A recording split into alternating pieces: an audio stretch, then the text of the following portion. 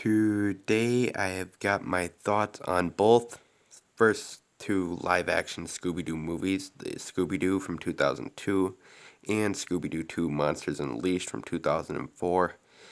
And the reason I'm doing these together is because the DVD copy I have here has them both on one single disc, and the cast is the same for both of the movies, so I figured I'd just do both of them together.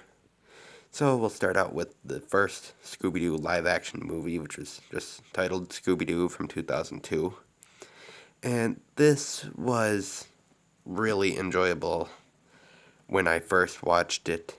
I've got both of these on tape, so I wanted to get the DVD copies. And when I saw the tape copies for the first time, I was really impressed, even though I didn't really care for the overall feel to the movies. It took a while to get used to them. But after a while, I actually did kind of accept these movies for being, even though they were very different from the animated movies that I was used to, those being the Mook movies from 98 to 01. But this first movie for the live action feel was done really well with what they were able to pull off.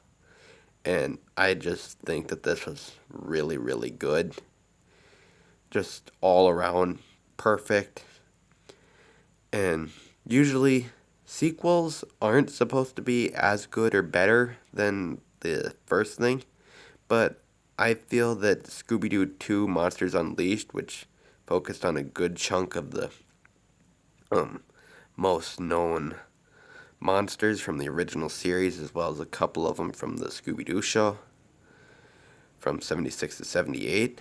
I think they pulled them off in the weird CGI format really well. And one in particular is still my favorite out of the Monsters Unleashed, and that'd be the Tar Monster.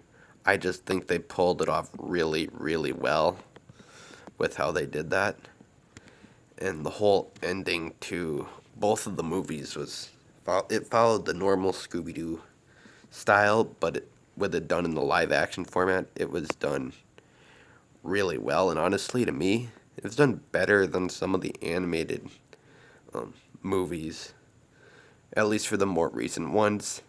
But nothing beats the Mook animation movies from 98 to 01, even the live action movies. But the live action movies do honestly beat some of the newer movies, in my opinion.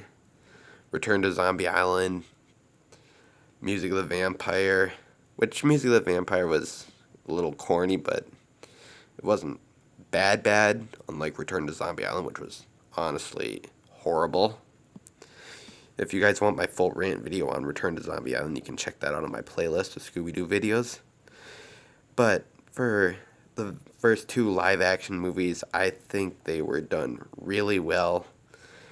And with this actually being, sorry about that, but this being the first intro to Matthew Lillard as Shaggy, that was really, really good. And I think it's what got him the voicing role after Casey Kasem quit doing the voice of Shaggy after the What's New Scooby-Doo movies ended in 2009.